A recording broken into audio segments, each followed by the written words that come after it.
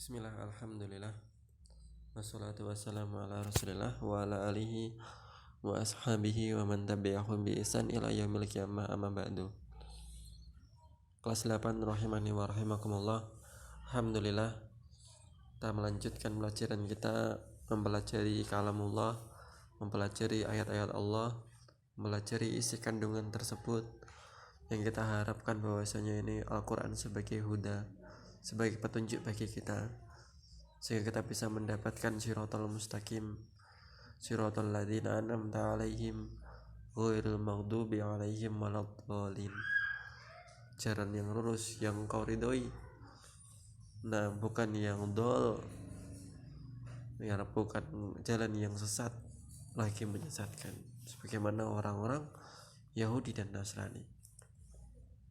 Nah, dalam kesempatan kali ini kita akan mengupas tentang diri kita sendiri. Allah Subhanahu wa taala mengatakan, memberitakan dalam ayat ini tentang sifat-sifat jelek manusia. Dan seharusnya selayaknya bagi kita untuk menghindari sifat tersebut, berusaha untuk tidak mengikuti hawa nafsu kita. Inna nafsa la'amaratu bisuk, sesungguhnya jiwa ini akan mendorong kita untuk berbuat kejelekan. Jiwa manusia itu pada hakikatnya dia mendorong kepada yang kejelekan. Yang disenangi oleh jiwa itu kebanyakan yang jelek-jelek, malas-malasan, siapa lagi, yang haram-haram, main game, pacaran, itu yang disenangi jiwa. Nah, adapun yang makanya Allah Subhanahu wa taala mengatakan sesungguhnya jiwa itu mengarah kepada hal yang jelek, maka kita harus rem. Dan Allah Subhanahu wa taala mengatakan jiwa itu juga memandang lezat kenikmatan dunia. Nah, kemudian di ayat ini Allah Subhanahu wa taala berfirman, a'udzubillahi minasyaitonirrajim, innal insana khuliqa halu'a, sesungguhnya manusia itu diciptakan dalam keadaan berkeluh kesah. Idza massahu syarru jazua, ketika dia tertimpa kejelekan atau tertimpa musibah atau tertimpa kesempitan harta, jazua, dia berkeluh kesah. Wa idza massahul khairu manua, tapi apabila dia dikasih kebaikan, dikasih keluasan rezeki, dia kikir.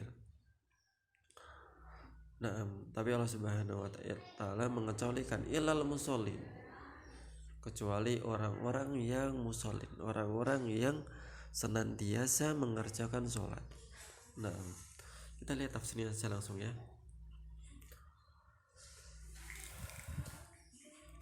Tidak hanya orang yang musallin, tapi Allah Subhanahu wa taala juga mengatakan selanjutnya, mensifati orang yang sholat tersebut adalah alladzina hum ala sholatihim daimun.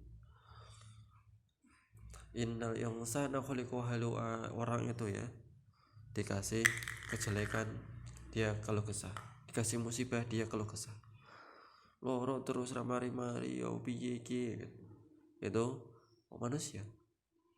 Wa idza masaul khairu manua, apabila dia dikasih kelapangan rezeki dia pelit, dikasih panas terus renek udan, dikasih hujan terus renek panas, manusia nyewah kayak bahasa jawabannya.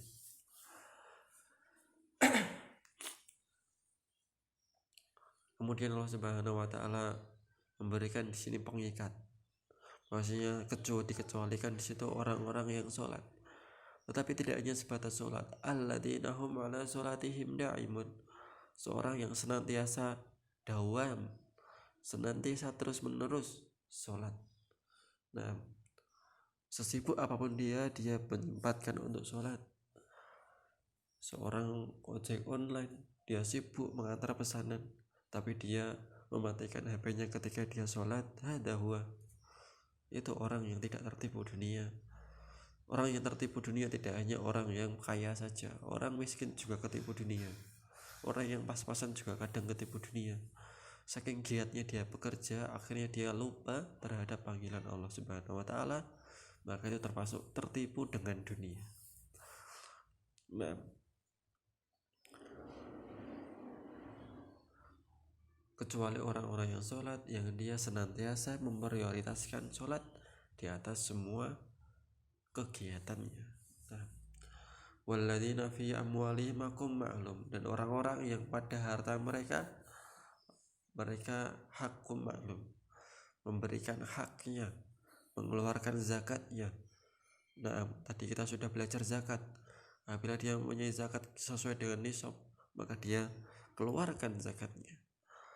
Kecuali orang-orang yang sholat, yang dia, kemudian orang yang zakat, kemudian lisa ili wala mahrum, orang-orang yang memberikan hartanya kepada orang yang meminta-minta, dan orang-orang yang mahrum, orang-orang yang mendapatkan musibah. Nah, waladina yusaddiquna biyaumiddin, yang mereka itu ya orang-orang yang bersedekah tersebut, mereka beriman dengan yaumiddin, dengan hari penghitungan amal, dengan hari kiamat. Waladina hum min adzabi rabbihim musyfiqun, dan yakin yakni mereka orang-orang takut terhadap azab Allah Subhanahu wa taala. Inna adzab rabbihim ghairu ma'mun, sesungguhnya azab Allah itu yang sesuatu yang pasti terjadi. Nah, ghairu ma'mun, tidak pantas seorang untuk merasa aman darinya. Nah, faedah dan kesimpulan.